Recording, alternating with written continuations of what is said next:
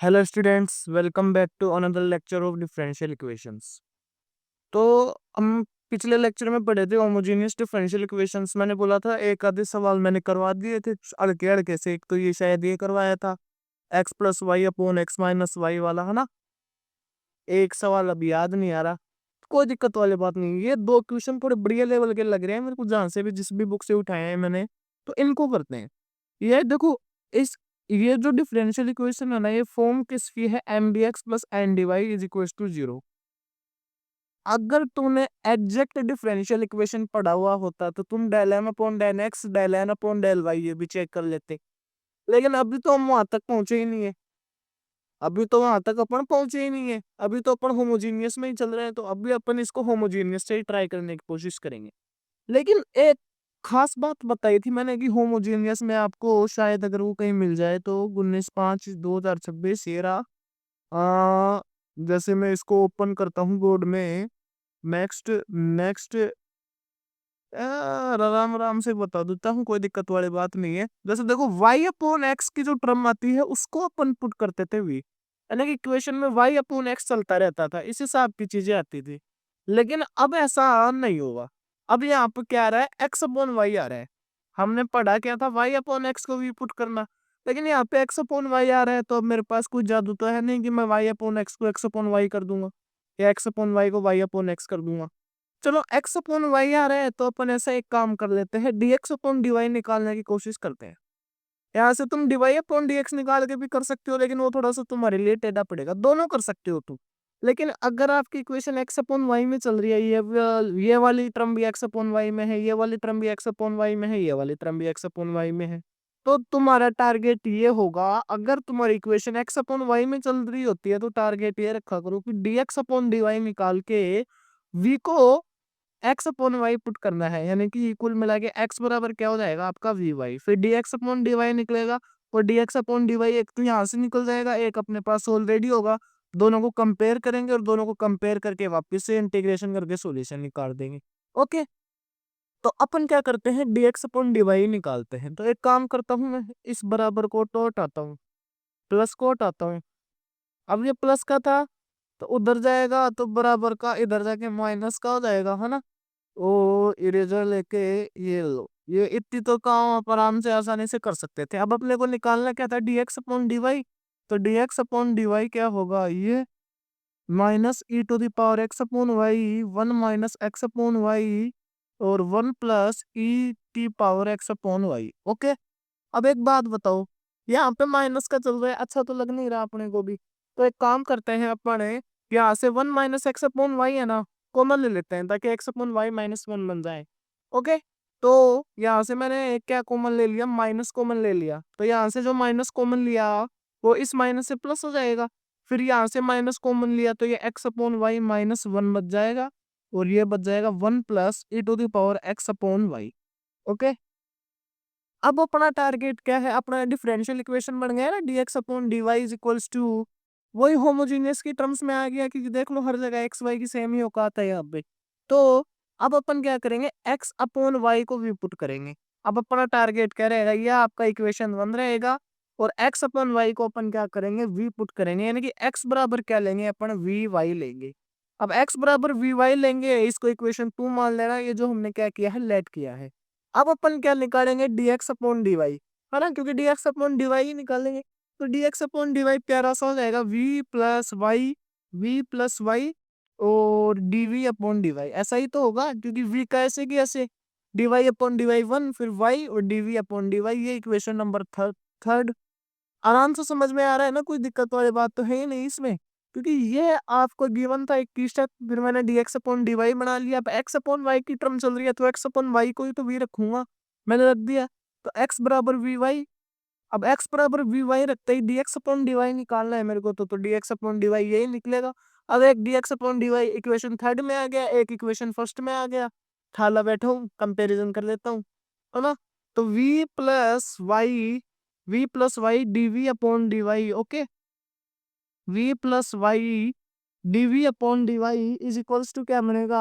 अब देखो, e to the power x upon v को मैंने y को क्या लिखा है? अब यहाँ पे v लिख दूंगा ना x अपॉन y की जगह, तो ये बन जाएगा e to the power v v minus one और अपोन में 1 plus e to the power. Okay, इस हिसाब की चीजें तुम्हारी समझ में आ रही होंगी, कोई दिक्कत वाली बात नहीं है। अब एक काम करता हूँ मैं, क्या काम करता हूँ मैं ऐसे लिख देता हूँ y dv upon dy e to the power v minus one 1 plus e to the power v और माइनस में जी, ऐसा ही लिख सकता हूँ। ओके, अब एलसीएम वगैरह ले रहे हैं, एलसीएम वगैरह ले लेते हैं, है ना।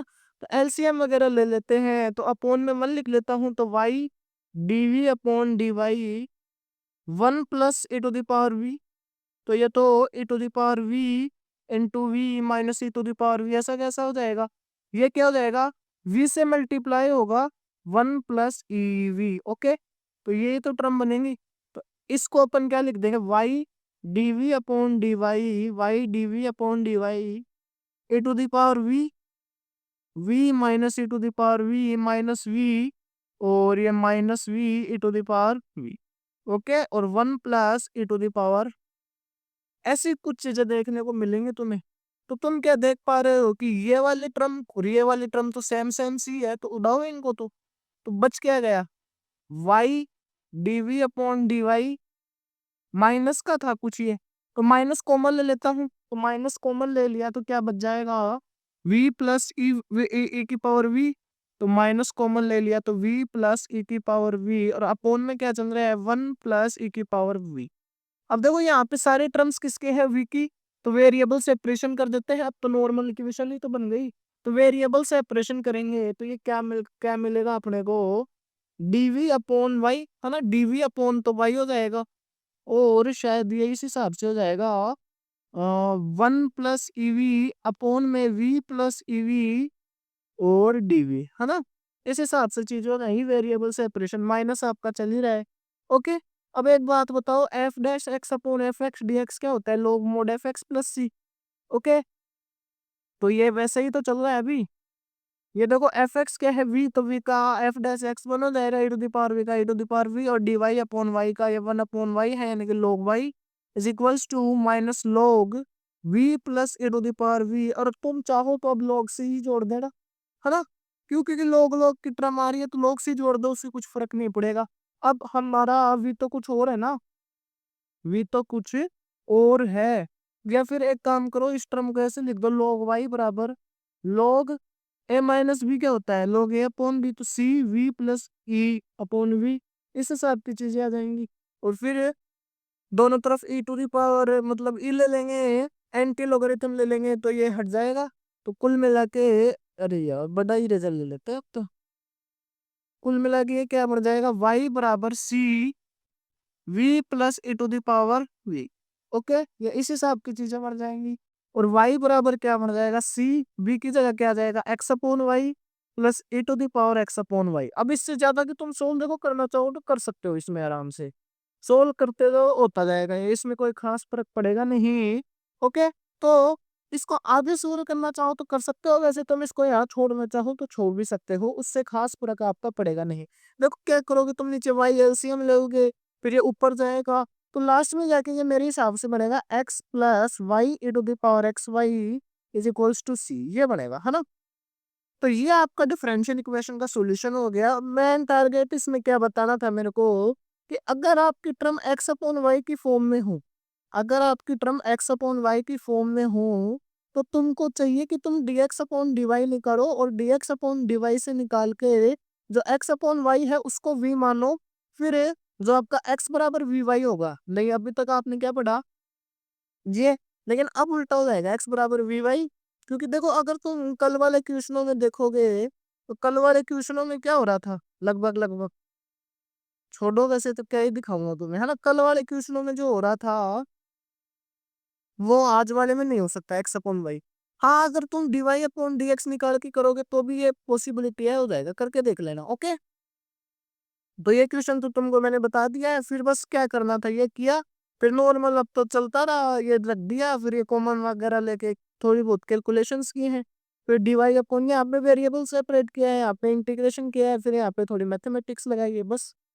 अगला क्वेश्चन देखो, अगला क्वेश्चन है ये, x d y upon d x is equals to y log y. अब यहाँ पे देखो तुम्हारा तुमको y अपॉन एक्स की टर्म दिख रही है क्या? दिख रही है साहब। y, इसको मैं ऐसे लिख दूंगा log y upon x plus 1, है ना, क्योंकि log y अपॉन एक्स से लिखना कम से कम टर्म हुई तो ही ठीक रहेगा। और ये डी एक्स है तो एक्स को इधर ले आता हूँ, तो d y upon d x is equal to y upon x log y plus x upon में है 1। अब मैं क्या कर सकता हूँ, मेरे पास तो एक ही टारगेट है कि y अपॉन एक्स को v पुट करना है, यानी कि y बराबर क्या पुट करना है, वी एक्स, यानी कि d y upon d x जो है वो क्या बन जाएगा, v plus x d v upon d x, है ना, क्योंकि डी एक्स अपॉन एक्स तो 1 हो जाएगा और x d v upon d x बन जाएगा, इक्वेशन नंबर सॉरी 2 बढ़ जाएगा। तो अब दोनों को कंपेयर करेंगे फर्स्ट एंड सेकंड को, तो ये v plus x d v upon d x is equals to v into log v plus 1। Okay, तो गौर से देखो तो ये क्या टर्म बनेगी, देखो ये वाला v log v plus v बनेगा और यहाँ पे एक v है, तो इस v से ये v इंटू 1 वाला तो कैंसिल हो जाएगा, तो x d v upon d x is equals to v log v बन जाएगा। ओके, अब तुम्हारे पास क्या बच गया, शायद d v upon v log v बनेगा और dx अपॉन एक्स बनेगा। अब तुमको इंटीग्रेशन नहीं आता होगा इसका, कयो को बढ़िया इंटीग्रेशन है, मैं तभी बस इस क्वेश्चन को लेके आया हूँ। तो तुम क्या करोगे, पुट करोगे log v को t, तो log v को t पुट करोगे तो 1 upon v d v equals to d t हो जाएगा। तो यहाँ से क्या मिलेगा तुमको, 1 upon v d v upon v d t और अपॉन में टी। ओके, यही तो है। अरे यार तुम्हें समझ में ही नहीं आता। यहाँ पे देखो इंटीग्रेशन में थोड़ा सा यही बता देता हूँ मैं ऊपर वाले में, 1 अपॉन वी ऐसे कैसे चल ही रहा है और डी वी अपॉन वी और इनटू में 1 अपॉन log वी चल ही रहा है, तो डी वी अपॉन वी को ही तो, ये डी वी अपॉन वी तो है और इनटू में डी एक्स अपॉन एक्स चल रहा है, ये तो कोई खास बात नहीं है।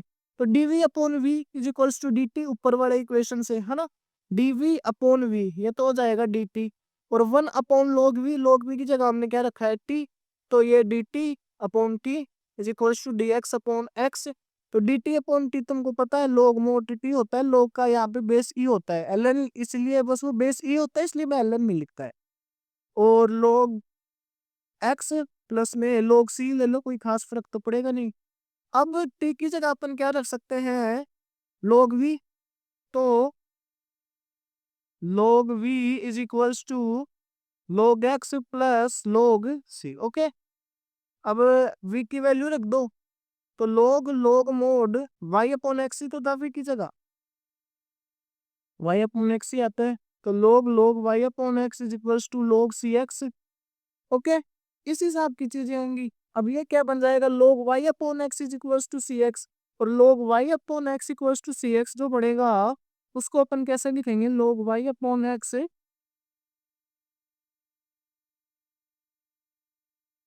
इज इक्वल्स टू, क्योंकि ये वाला log और ये वाला log तो कोई मतलब ही नहीं है, तो y upon x is equals to c to the power x e c to the power x, है ना, e c to the power x बन जाएगा और y is equals to x e c to the power x, ये आपका क्या आ जाएगा, आंसर आ जाएगा। ओके, तो तुमको क्या देखना था, तुमको बस ये देखना था कि इंटीग्रेशन भी था, बस यहाँ पे भी मैं बोला था ना हर क्वेश्चन में मैं तुम्हें कुछ इंटीग्रेशन के अलग अलग बढ़िया जुगाड़ लेके आऊंगा। तो ये दोनों क्वेश्चन बढ़िया क्वेश्चन है, राजस्थान के एग्जाम्स में भी पूछे गए हैं, यूनिवर्सिटी एग्जाम्स में भी, है ना, 12th लेवल के भी हो सकते हैं, मेरे को नहीं पता, शायद ये तो नहीं था यार 12th लेवल का, और या हो सकता है, ओके हो भी सकता है, कोई दिक्कत वाली बात नहीं है। अब आपके लिए एक खास सूचना है कि तुम्हें क्या करना है। अब तुमको मैंने होमोजेनियस डिफरेंशियल इक्वेशन पढ़ा दिया, अब क्यों पढ़ाया है, ताकि तुम प्रैक्टिस कर सको। प्रैक्टिस के लिए सारे क्वेश्चन तुम्हें दूंगा नहीं, तुम्हें क्या करना है,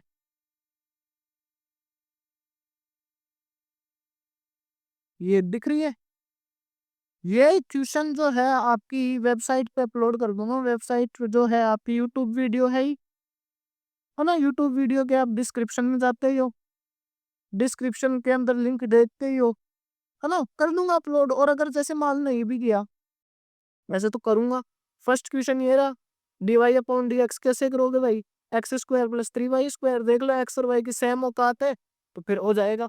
यहाँ पे भी देखना एक्स क्यूब, ये हर टर्म में पावर थर्ड है, हो जाएगा, हर टर्म में पावर 2 है, हो जाएगा। तो ये सारे के सारे क्वेश्चन, एक तो देखो आप 5वें क्वेश्चन जरूर करना, बेहद शानदार क्वेश्चन है, फिर सॉरी, सारे ही कर लेना है ना। ये सारे के सारे मैं हो सके तो रिटर्न सॉल्यूशन आपको वेबसाइट पे ही प्रोवाइड करवा दूंगा, है ना। रिटर्न सॉल्यूशन भी दूंगा, चिंता करने की कोई बात नहीं है आपको। तो ये आपके होमोजेनियस डिफरेंशियल इक्वेशन की जो बाधा थी वो खत्म हो गई। अब अपन क्या पढ़ेंगे, इक्वेशन, अगले लेक्चर में इक्वेशन रिड्यूसिबल टू, कई इक्वेशन कैसे होंगे साले, होमोजेनियस होंगे नहीं। तो होमोजेनियस बनाएंगे अपन, equation reducible to homogeneous differential equation. Next lecture में अपन क्या करेंगे, ये टॉपिक कवर करेंगे। आज के दोनों क्वेश्चन समझ में आ गए होंगे आई होप, है ना। आज के दोनों क्वेश्चन, फर्स्ट क्वेश्चन तो ये था, तो अच्छे से समझ में आ गया होगा। कोई खास बात थी, बस इसमें यही बताना था कि एक्स अपॉन वाई की टर्म हो तो d x upon D y निकालना है। और अगला क्वेश्चन में बस ये था, थोड़ा log y अपॉन एक्स को एक टर्म बना लिया, फिर रखा, और फिर ये log v वाला इंटीग्रेशन तुम्हारे थोड़े कम समझ में आया हो तो बस log v को टी पुट किया है, 1 अपॉन v dv है तो dt, और 1 upon log v already t था तो dt अपॉन t, तो log t है बस। फिर आगे तो लोगारिथम और तुम्हारा थोड़ा बहुत एक्सपोनेंशियल फंक्शन का नॉलेज होना चाहिए, तो फिर आप इसको कर सकते हो। अब ये बेसिक मैथमेटिक्स है ना, जो तुम्हें आनी चाहिए। ओके, तो आपका होमोजेनियस डिफरेंशियल इक्वेशन मैंने खत्म कर दिया है, क्वेश्चन मैंने आपको बता ही दिए हैं। सॉरी, ये बेस्ट को क्यों भूल गई, डॉक्यूमेंट्स खोलना था, ये रही। ओके, तो ओपनिंग बोर्ड क्यों नहीं दब रहा। हाँ तो ओके, बाय।